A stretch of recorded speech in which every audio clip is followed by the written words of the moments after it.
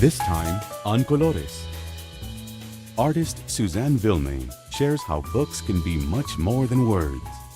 The book holds the possibility of just about anything. And I've seen books made about and of unbelievable things. Suzanne Vilmain creates books as containers for exploration.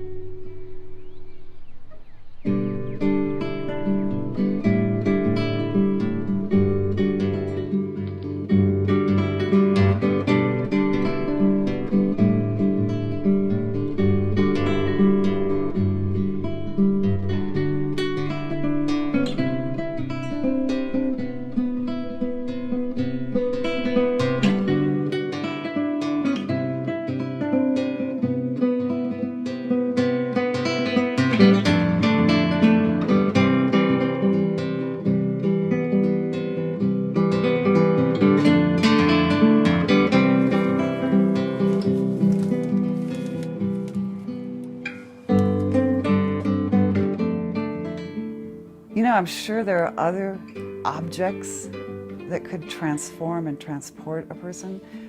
I just happened to find it in the book. I mean, you can remember the books that influenced you. One of my very first books was, I took a great paper, poetry book from somebody I didn't even know, and pasted over. That was one of my very first books, where I just pasted over things that I wanted to look at.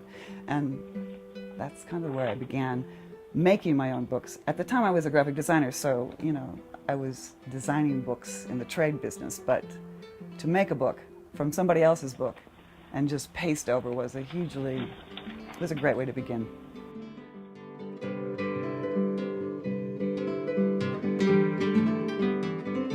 There is so much as far as connecting to individual people that a book can do, that it's like water, you know, rising above all of the obstacles of our differences. When the call for entry came out for All Watanabe Street, it was first for a broadside and then for books. But it was a call for people to respond to the bombing of the booksellers in Baghdad. And so to respond in kind with another book was, I didn't really need to make another book in that way. So when I found the container that could hold maps, and that maps can be filled with anything, and you don't have to read it sequentially. I mean, there are all kinds of, what you think of as rules of the book that I break all the time. I don't really feel like I have to play by the beginning, middle, and end, numbering of pages, filling it with words.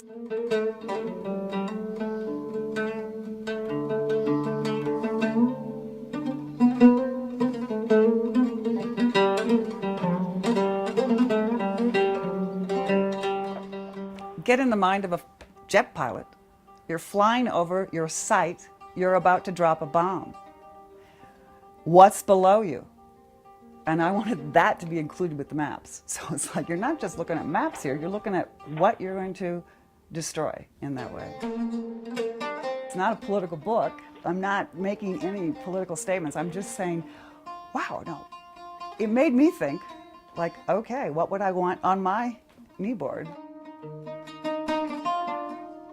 A book to me it's a container. That's why I loved finding the kneeboard. It was like, wow, now here is a container with a very specific intent to hold something to your body so you can use it while flying a jet. So I love that container aspect of it also. I fear the loss of italic, but now I really realize italic is more of a type term and cursive is more the script term. But with that series, I wanted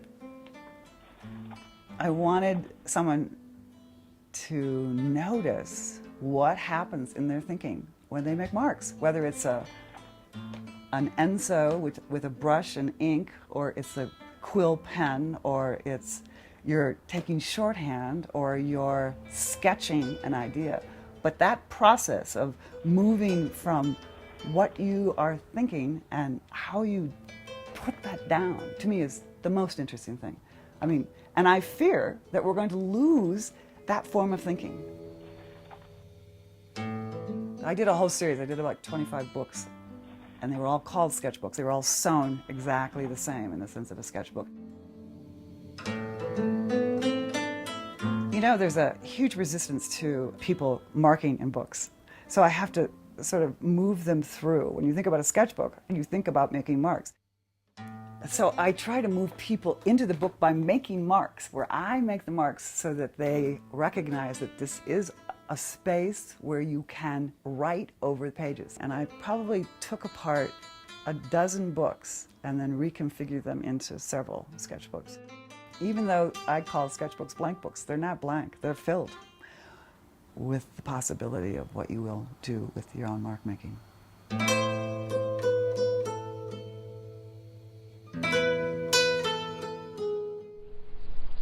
I do want to break out of the book. So I don't want to be contained just to that form.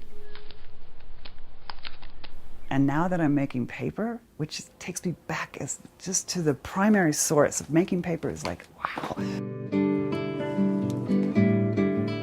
So there's a huge tradition in the world of artist books, which I think is why I don't think the book's going to die. I don't think we're going to lose it. I don't think it's going to go anywhere. I don't think Amazon or Kindle or any of that is really going to affect, because the book holds the possibility of just about anything.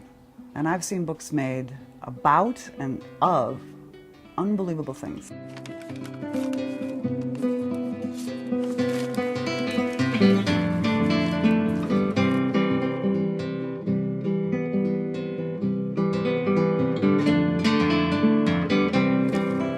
Yeah, I felt no boundaries from the very beginning, which I think is really interesting, because I watch people and their reaction sometimes to taking apart books and printing over them. That's like almost sacrilegious. To write in a book is another sacrilege, you know. So I've broken down so many of the rules that it just feels more comfortable, like you don't have to worry.